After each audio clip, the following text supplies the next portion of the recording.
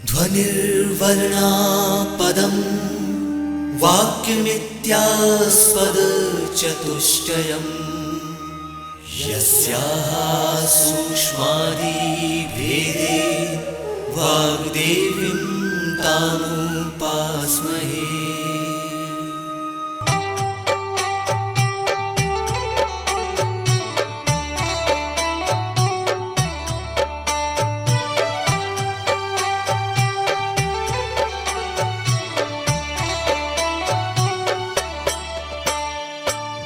नमस्कार। एक बार पुनः मैं डॉक्टर दीप्ति श्रीवास्तव, प्राध्यापक समाजशास्त्र, गवर्नमेंट महारानी लक्ष्मीबाई स्वशासी स्नातकोत्तर महाविद्यालय भोपाल से आपके समक्ष उपस्थित हूं और आपको बताने जा रही हूं महिलाओं एवं बच्चों के प्रति अपराध। अपराध एक ऐसा शब्द है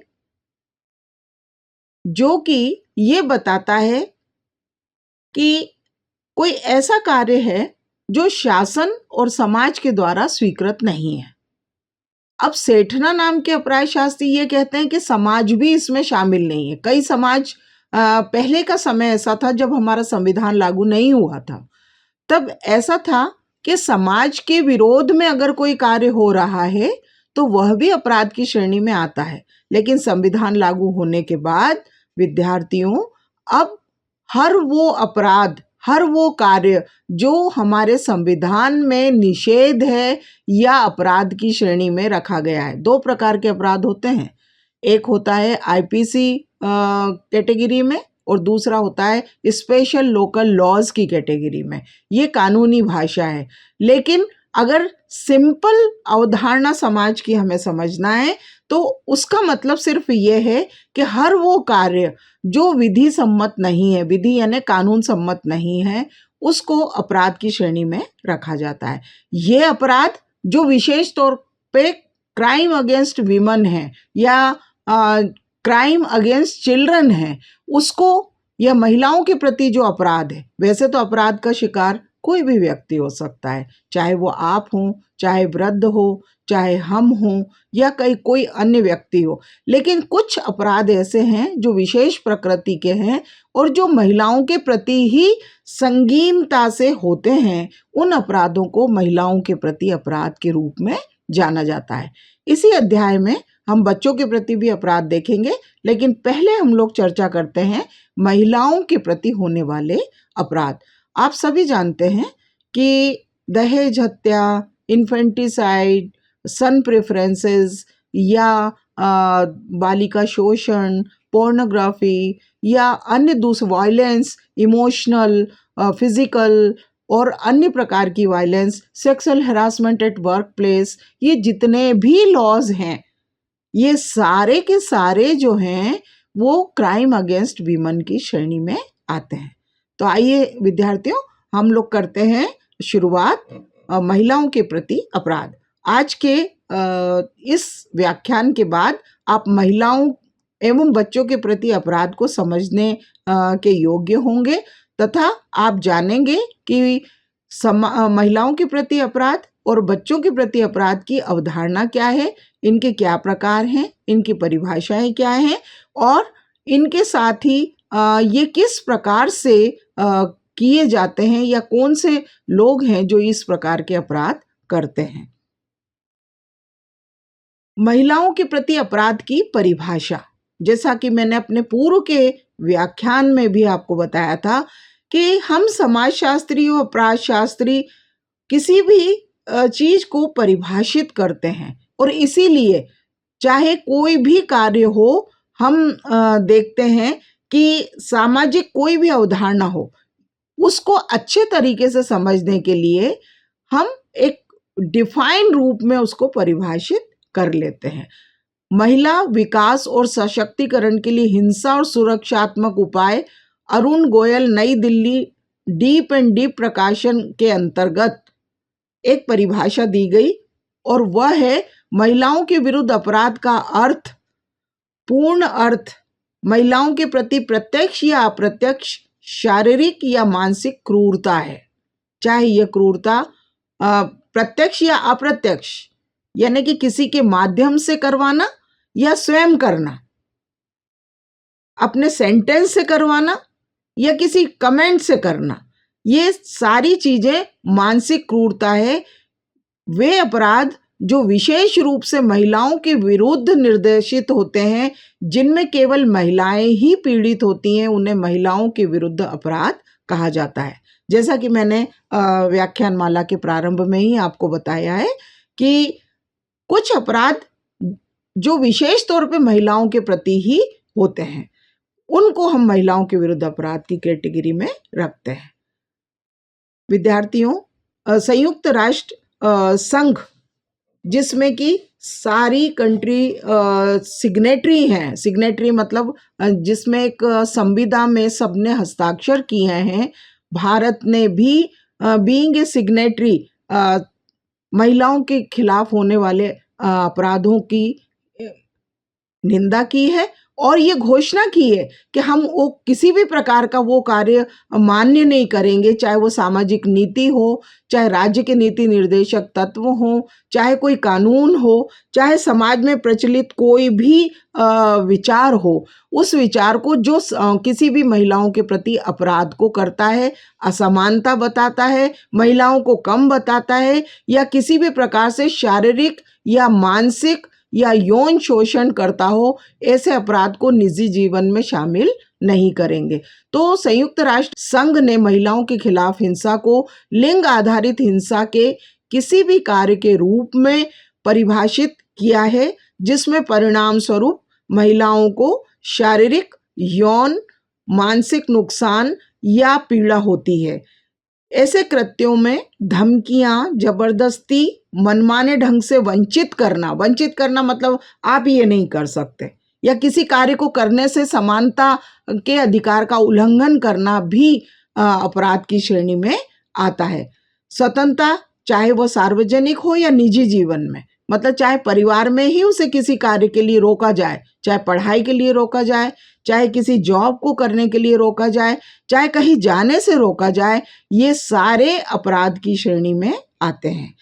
इसी प्रकार संयुक्त राष्ट्र ने घरेलू हिंसा को भी परिभाषित किया है और कहा है कि जीवन से संबंधित कोई भी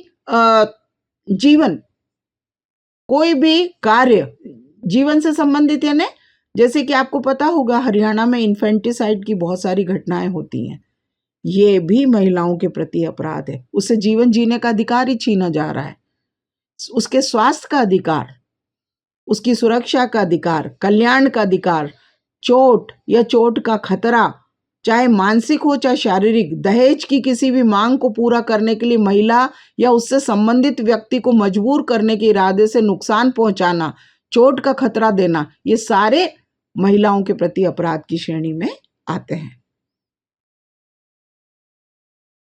महिलाओं के प्रति जो अपराध हैं, उनका वर्गीकरण यहाँ प्रस्तुत किया गया है। इस स्लाइड के माध्यम से आप बहुत अच्छे तरीके से जानेंगे। 2 प्रकार के अपराध हैं, ए और बी। ए अपराध वो हैं जो मोटे तौर पे भारतीय दंड संहिता आईपीसी के तहत अपराध आते हैं। ये अपराध हीनियस क्राइम या थोड़े से गंभीर किस्म के अपराध की श्रेणी में आते हैं।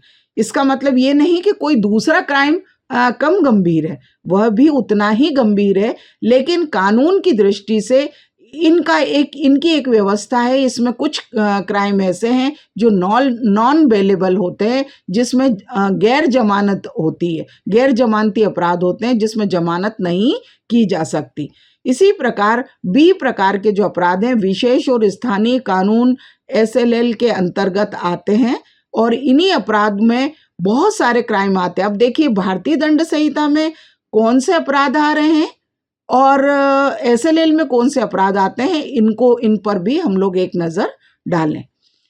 भारतीय दंड संहिता के तहत जो अपराध आते हैं उनमें है बलात्कार, धारा 376 आईपीसी, घटना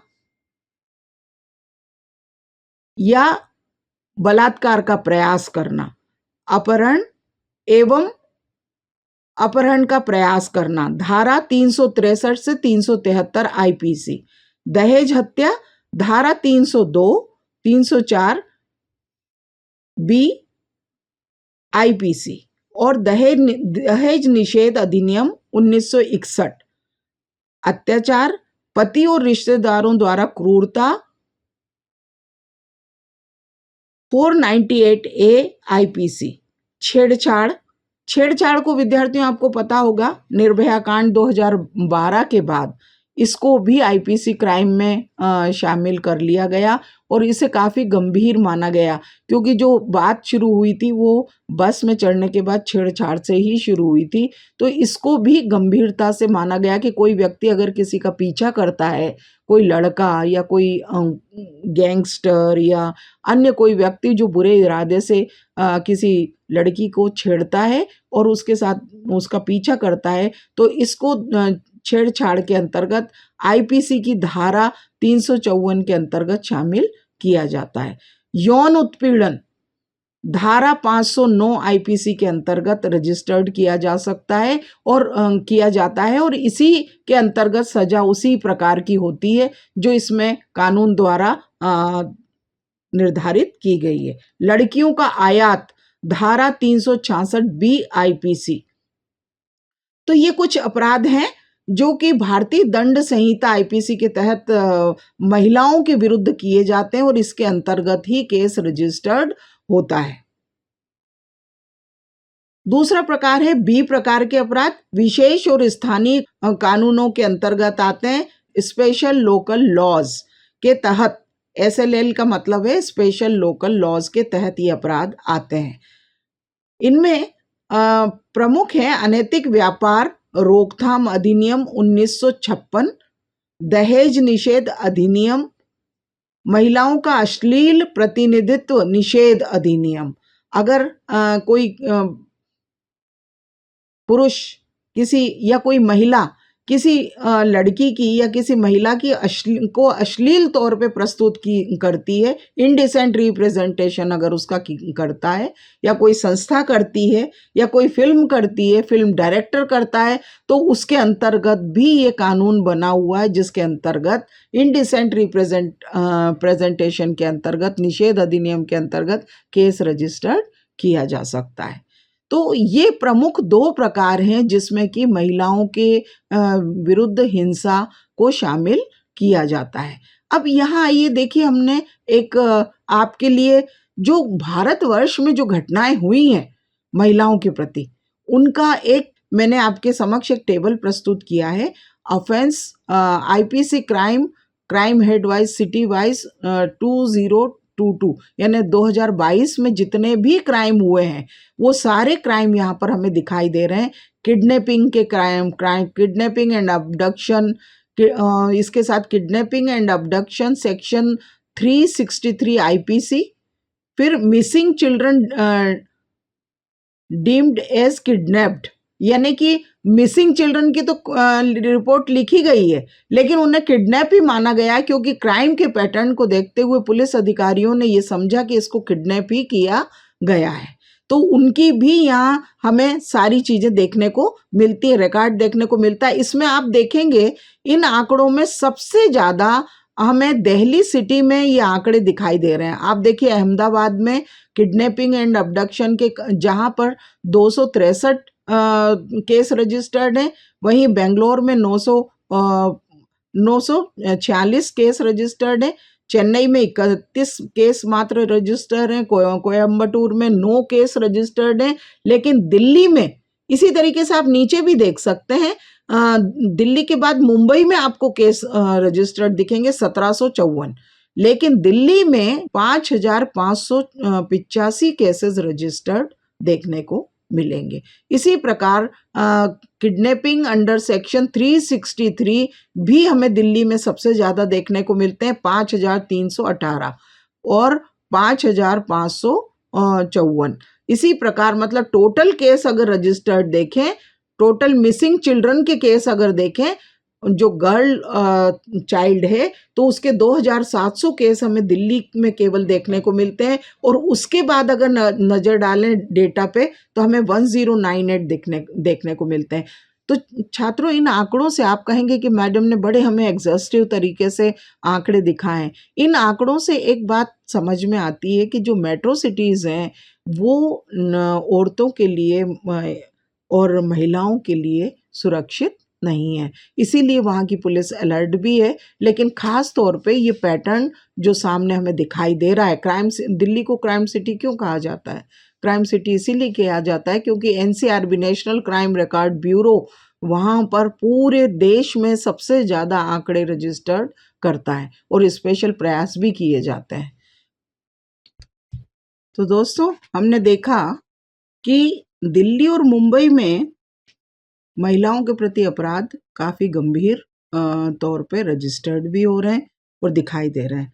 इसका मतलब ये नहीं कि बाकी दूसरी जगह हमें क्राइम कम दिखाई दे रहे हैं। अगर एक भी क्राइम होता है तो वो क्राइम है, लेकिन जब इतनी बड़ी संख्या में क्राइम रजिस्टर्ड होते दिखें तो वहाँ रियली समथिंग इज अलार्मिंग। ये भी दूसरे शहरों के बारे में है। अहमदाबाद में सिटी वाइज अगर देखें, ये स्टेट वाइज था, उसमें भी दिल्ली सिटी आ रही थी। और यहाँ अगर इस टेबल में अगर हम देखते हैं तो यहाँ दिल्ली सिटी के बारे में बता रखा है और मुंबई सिटी के बारे में बता रखा है। आइए देखते हैं कि इस क्राइम से निपटने के लिए महिलाओं के प्रति अपराध के लिए संवैधानिक प्रावधान कौन कौन से हैं। महिलाओं के प्रति संवैधानिक प्रावधानों की भरमार है, क्योंकि universal declaration of human right 1945 में जब 1942-43 में जब संयुक्त राष्ट्र संघ द्वारा स्वीकृत किया जा रहा था, तब संविधान हमारा बनने की स्थिति में था। 1947 में जब संविधान बन रहा था, तब सौभाग्य से उसी स्थिति में ह्यूमन राइट डिक्लेरेशन हुआ 1945 में। इसीलिए बहुत सुंदर और बहुत सशक्त संवैधानिक प्रावधान महिलाओं को सुरक्षित करने के लिए किए गए। पर दुर्भाग्य से आज भी बहुत से शहर ऐसे हैं, बहुत सी छोटी छोटी जातियां ऐसी हैं जहां महिलाओं के लिए अपराध सामाजिक तंत्र में रचे बसे दिखाई देते हैं, जिनसे निपटना काफी मुश्किल साबित होता है। देखिए, अनुच्छेद की दृष्टि से देखें संविधान में, तो अनुच्छेद 14 में पुरुषों और महिलाओं को राजनीतिक, आर्थिक और सामाजिक क्षेत्र में समान अधिकार प्रदान करता है। अनुच्छेद 15 धर्म, नस्ल, जाति, लिंग के आधार पर किसी भी नागरिक के खिलाफ भेदभाव पर रोक लगाता है। लेकिन फिर भी लिंग के आधार पर भेदभाव हो रहे हैं। ये क्यों बहुत बड़ा रीजन है, जिसे हम आगे चर्चा करते हैं। अभी हम संवैधानिक प्रावधानों पर नजर डालते हैं। अनुच्छेद 16 भी महिलाओं को सुरक्षित करता है। राज्य के अधीन किसी भी कार्यालय में रोजगार या नियुक्ति से संबंधी अवसरों की समानता प्रदान करता है। अनुच्छेद 39A(D) पुरुषों और महिलाओं दोनों के लिए राज्य की समानता की नीति, सुरक्षा, आजीविका के साधन का अधिकार और पुरुषों और महिलाओं दोनों को के लिए समान काम के लिए समान वेतन का उल्लेख करता है। एक समय ऐसा था जब महिलाओं को समान वेतनमान नहीं मिलता था, लेकिन इन्हीं संवैधानिक प्रावधानों की वजह से महिलाएं आज समान वेतन पारिश्रमिक पा रही हैं और समान ही वेतन पाती हैं। हालांकि जो शारीरिक श्रम है, मजदूर हैं, वहाँ भी हमें थोड़ा बहुत फर्क देखने को मिलता है, लेकिन जो राज्य के जितने भी उपक्रम हैं वहाँ पर इन लोगों को बराबर समानता के अधिकार मिलते हैं, जो कि महिलाओं को क्राइम अगेंस्ट वीमेन की स्थिति से बचाने का काम करता है। अनुच्छेद 42 राज्य को कार्य और मातृत्व राहत की उचित और मानवीय स्थितियां सुनिश्चित करने के लिए प्रावधान करने के निर्देश देता है। सीडा 1981 में convention on elimination of all sort of discrimination एक संविधा बनाई गई थी, प्रसंविधा बनाई थी, जो संयुक्त राष्ट्र द्वारा बनाई गई थी। इस प्रसंविधा में कहा है कि किसी भी औरत को उसके औरत होने की वजह से डीमेरिट नहीं किया जा सकता, डी बार नहीं किया जा सकता। मातृत्व का अधिकार, मातृत्व का सुख केवल महिलाओं के लिए होता है। ऐसी स्थिति में भी इन महिलाओं को अपने पूरे अधिकार प्राप्त हैं और अनुच्छेद 42 उन्हीं का चर्चा करता है और उसी को सुरक्षित करता है। इसी के साथ कई अन्य प्रावधान हैं जो महिलाओं को अपराधों से बचाते हैं। फैक्ट्री अधिनियम 1948, जिसमें किसी भी महिला को 8 घंटे से अधिक काम पर रोकने के लिए मजबूर नहीं किया जा सकता।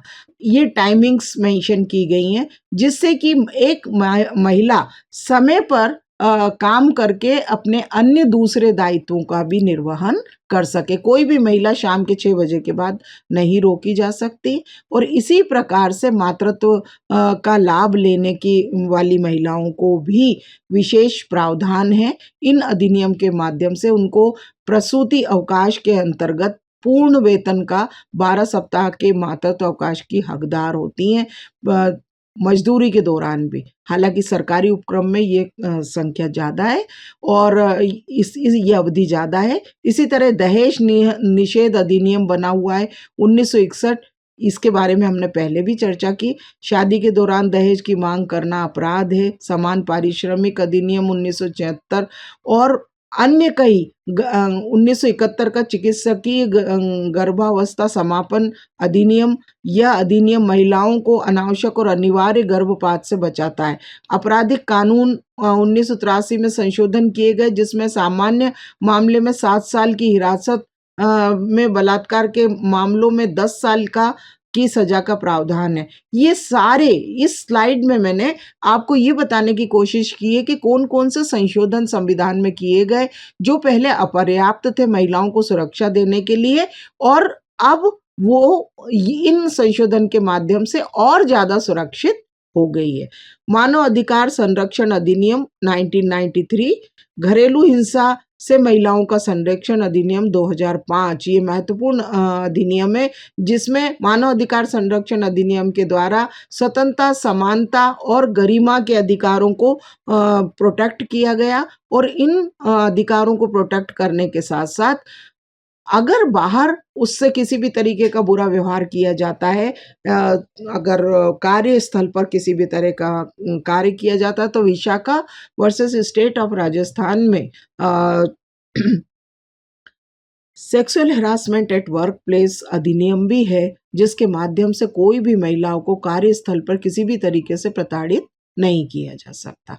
तो इस प्रकार से विद्यार्थियों, महिलाओं के लिए ढेर सारे प्रावधान हैं और कई कानूनी प्रावधान हैं जिसकी वजह से वे सुरक्षित हैं। लेकिन फिर भी अगर कोई महिला को हम पीड़ित देखते हैं तो वो महिला पीड़ित क्यों है? आज हमने अभी इतने सारे देखे, इन स्लाइड्स में ढेर सारे क्राइम देखे, आंकड़े देखे। क्या वजह है? ये हमें सोचने पे मजबूर करती है कि ऐसी क्या बात है जिसकी वजह से ये अपराध हमें दिखाई देते हैं। तो आइए हम डिस्कस करते हैं, चर्चा करते हैं उन कारणों की जिसकी वजह से आज स्वतंत्रता के पश्चात, इतने वर्षों पश्चात, भारतीय संविधान लागू होने के पश्चात, अंतर्राष्ट्रीय कानून होने के पश्चात, ढेर सारे नए अधिनियम बनने के पश्चात महिलाओं के प्रति अपराध किए जाते हैं। इन कारणों में सबसे पहला कारण है सोशल लर्निंग। हमारी इतने साल पुरानी, हजारों साल पुरानी जो संस्कृति है उसमें जैसे कि आप लोगों को पता होगा, ढोर गवार शूद्र पशु नारी ये सब है ताड़न के अधिकारी। ये काफी चर्चा का विषय रहा। समाज में ये माना जाता है कि ढोर गवार शूद्र पशु नारी ये सब है ताड़न के अपराधी। हालांकि इस पे भी दो मत है। ताड़न यानी कि ताड़ना, उनका उद्धार करना, और ताड़ना यानी कि इनको प्रताड़ना देनी चाहिए। तो कहने का मतलब ये अपना पर्सपेक्टिव है, अपनी सोच है कि हम किस तरीके से उसको ले रहे हैं। लेकिन दुर्भाग्य से आज भी लैंगिक असमानता बहुत ज़्यादा देखने को मिलती है और ये उन गांवों में देखने को मिलती है। ब्राज़ील में एक बहुत बड़ी अंतर्राष्ट्रीय समाजशास्त्रीय एसोसिएशन के द्वारा कॉन्फ्रेंस हुई जिसमें सब विकसित राज्य आए थे, जिसमें मैंने सेशन चेयर किया था। हर कंट्री में हमें लैंगिक असमानता आज भी देखने को मिलती है।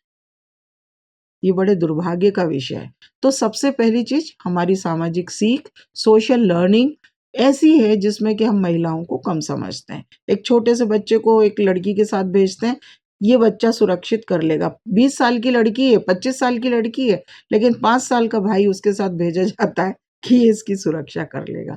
तो ये हमारी सोच को प्रदर्शित करता है। लड़कियों को खुद सक्षम होना पड़ेगा। आज शासन, आज प्रशासन, राज्य शासन, भारत सरकार, अंतर्राष्ट्रीय सरकारें इस बात के लिए लगातार कोशिश कर रही हैं कि महिलाएं सुरक्षित रहें, अवेयर रहें, अपने अधिकारों के बारे में जागरूक रहें। अधिकारों के बारे में जागरूक हैं, लेकिन फिर भी सॉफ्ट टारगेट होने की वजह से महिलाओं के प्रति अपराध ये तो नहीं कह सकते कि पहले जैसे ही हो रहे हैं, लेकिन फिर भी काफ़ी मात्रा में हो रहे हैं और ये एक बहुत ही गंभीर विषय है। इसीलिए अंतर्राष्ट्रीय स्तर पर जो हमारे मिलेनियम एजेंडा गोल थे, उन मिलेनियम एजेंडा गोल में भी एक एजेंडा लैंगिक समानता था। जेंडर इक्वालिटी पर अभी भी काम करने की आवश्यकता है। तो पहला कारण है सामाजिक कारण, दूसरा कारण है महिलाओं की शिक्षा, महिलाओं का, तीसरा कारण है जेंडर न्यूट्रल सोशलाइजेशन नहीं होता। सामाजिकरण में लड़के का रोल प्रतिमान बताए जाते हैं। हालांकि कुछ वर्षों से चेंज आ रहा है। आज बच्चे को संभालने का काम केवल पुरुषों का नहीं है और केवल महिलाओं का नहीं है, ये बताया जाता है। पुरुषों का भी वो कार्य है, ये बताने की कोशिश की जाती है। आज परिवार को, माता पिता को संभालने का काम लड़कियां भी कर सकती हैं, अर्न भी कर सकती हैं और अपने आप को संभाल भी सकती हैं। हर पद पर जा रही हैं, प्रतिनिधित्व बढ़ रहा है और बढ़ने के साथ साथ क्राइम भी बढ़ते जा रहे हैं। यानी क्राइम कम होने की जगह क्राइम का पैटर्न बढ़ता चला जा रहा है। तो यहाँ पर पोर्नोग्राफी बढ़ती जा रही है, इनडिसेंट रिप्रेजेंटेशन बढ़ता जा रहा है, उनकी अश्लील पिक्चर फ्लैश कर दी जाती है नेट पर। तो इस तरीके से क्राइम के पैटर्न बदल गए हैं। क्राइम अगेंस्ट वीमेन आज भी बरकरार है। तो कारण में असामाजिक कारण, शिक्षा की का पर्याप्त ना होना, महिलाओं का स्वयं अवेयर ना होना, शासन के प्रयासों को और अधिक तीव्र करने की आवश्यकता होगी, जिससे कि महिलाओं के प्रति अपराध कम हो। और इन सबसे ज़्यादा बढ़ के एक सबसे बड़ी चीज़ है, स्वयं लड़कियों को अपने प्रति जागरूक होना पड़ेगा, महिलाओं को अपने प्रति जागरूक होना पड़ेगा। तो ये कुछ कारण थे जो हमने महिलाओं के प्रति अपराध क्यों होते हैं के बारे में समझा। अब देखिए दूसरा पोर्शन हमारे व्याख्यान का था बच्चों के विरुद्ध अपराध। अपराध तो वही है जो भी विधि सम्मत नहीं है। बच्चों के लिए अंतर्राष्ट्रीय स्तर पर जो संस्था कार्य करती है वो है यूनिसेफ। यूनिसेफ में अगर हम आंकड़े देखें तो बच्चों के प्रति भी बहुत सारे अपराध होते हैं जो विधि सम्मत कार्य नहीं है। एक समय ऐसा था कि ये वाला एरिया, बच्चों का सेक्टर छुपा हुआ था, इनके प्रति क्या अपराध होते हैं किसी को पता नहीं था। लेकिन धीरे धीरे स्वयंसेवी संस्थाओं के पहल की वजह से, पॉक्सो एक्ट बनने की वजह से, बहुत सारे चीज़ों की वजह से, शोध कार्य होने की वजह से ये चीज़ सामने आई कि बच्चों के प्रति भी अपराध बहुत ज़्यादा होते हैं। बच्चों के जो अपराध होते हैं मुख्य प्रकार के वो हैं शारीरिक और भावनात्मक शोषण, उपेक्षा और यौन शोषण, बाल शोषण, बाल अश्लीलता, नाबालिगों की यौन तस्करी, इन चीज़ों के लिए होता है। साथ में एक होता है बाल श्रम। बाल श्रम पर काफ़ी रोक लग चुकी है, लेकिन फिर भी कुछ कारीगरी के काम ऐसे होते हैं जिनमें नाजुक उंगलियों की आवश्यकता होती है। उन चीज़ों के लिए भी बच्चों की तस्करी की जाती है जिससे कि वो काम महीन हो सके और बच्चों से वो काम लिया जा सके जो कि गैर कानूनी है। एक फिगर मैंने आपके सामने रखा है। Nearly 2/3 of all cases handled involve child sexual abuse. आप देखिए इसमें हमको सेक्सुअल अब्यूज के जो कारण दिखाई देते हैं वो 55% तक दिखाई दे रहे हैं। जितने भी मतलब केस रजिस्टर्ड हुए उनका परसेंट निकाल के इसमें बताया है। दूसरा 25%, 20% क्राइम जो हैं, केसेस जो हैं वो फिजिकल अब्यूज यानी कि भौतिक उनका शोषण जो होता है उसके लिए बताए जाते हैं। साथ ही नेग्लेक्ट चिल्ड्रन की संख्या के केस भी रजिस्टर्ड हुए, हालांकि इनकी संख्या काफ़ी कम है, 10 या 15 है। विटनेस टू वायलेंस, कई ऐसे हैं बच्चे जिन्होंने अपने घर में वायलेंस को महसूस किया है और साथ में उसको झेला है। इसी तरीके से अन्य कैटेगरी में भी 15% केस रजिस्टर्ड हैं। ड्रग एंगेजमेंट, ड्रग को इधर से उधर लेने के लिए, तस्करी करने के लिए भी बच्चों से क्राइम करवाए जाते हैं। Majority of offenders are parent to the victim, ये बहुत ही चौंकाने वाली बात है कि जो अपराधी हैं वो पीड़िता के पेरेंट्स ही हैं। 77% केसों में पेरेंट्स है ना चौंकाने वाली बात। इसी प्रकार से other relative 10%, unmarried partner of parent, multiple relationship with victim जैसे मामा, चाचा, काका, पड़ोसी या अन्य कोई, और अदर रिलेटिव। नॉन रिलेटिव में केवल 5% लोग हैं। तो यहाँ हमें सोचने की जरूरत है कि ये भाईचारे की भावना के साथ जो लोग आ रहे हैं उनके साथ भी बच्चे सुरक्षित नहीं हैं।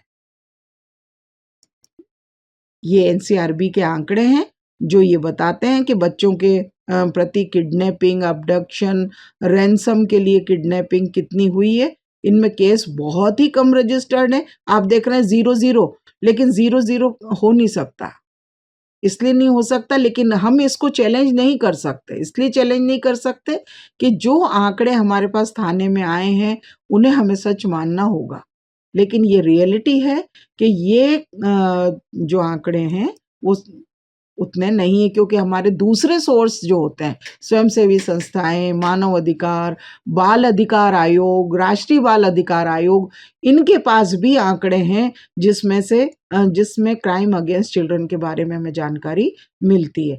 अगर एज की बात करें तो हम देखते हैं कि सबसे बड़ा प्रतिशत जो है वो 79% 18+ एज के बच्चों का है। 7% जो है वो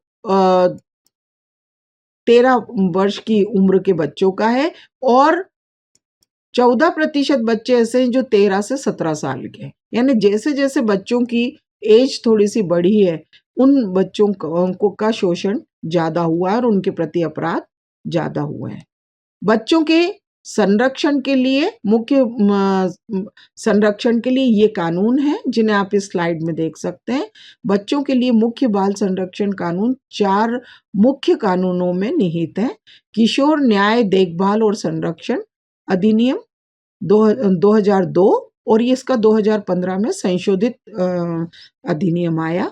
बाल विवाह निषेध अधिनियम 2006, यौन अपराधों से बच्चों का संरक्षण अधिनियम 2012 जिसे पॉक्सो भी कहा जाता है, और बाल श्रम निषेध और विनियमन अधिनियम 1986 और 2016 में ये संशोधित। तो धन्यवाद दोस्तों, आज के हमारे लेक्चर में हमने महिलाओं के प्रति अपराध की परिभाषा, अवधारणा और बच्चों के प्रति अपराध को समझा, उसके मुख्य कारण को समझा, उसके विभिन्न प्रकार समझा। अब परीक्षा की दृष्टि से अगर बात करते हैं तो आपके जो क्वेश्चन बनते हैं वो ये बनते हैं कि महिलाओं के प्रति अपराध कौन से हैं, इसके प्रमुख प्रकार कौन से हैं और इनके कारण क्या हैं। एक क्वेश्चन ये आ सकता है, या महिलाओं के प्रति अपराध के ऊपर एक निबंध लिखिए, उसमें सारी ही कंपोनेंट शामिल हो जाएंगे जो इस व्याख्यान में बताए हैं। बच्चों के लिए भी क्वेश्चन आ सकता है, लेकिन महिलाओं वाला पोर्शन अधिक महत्वपूर्ण है, तो इसको भी आप अच्छे से अध्ययन करिए। फीडबैक फॉर्म की लिंक आप तक भेजी जा रही है, आप इस पर लिंक पर अपने ओपिनियन मुझे दीजिए, जिससे मैं जान सकूं कि आपको और क्या पढ़ना है और क्या जानना है, क्या चीज़ ऐसी है जो कि इसमें छूटी है या और शामिल करना चाहते हैं। और मेरी बहुत सी शुभकामनाएं आपकी परीक्षा के लिए। धन्यवाद।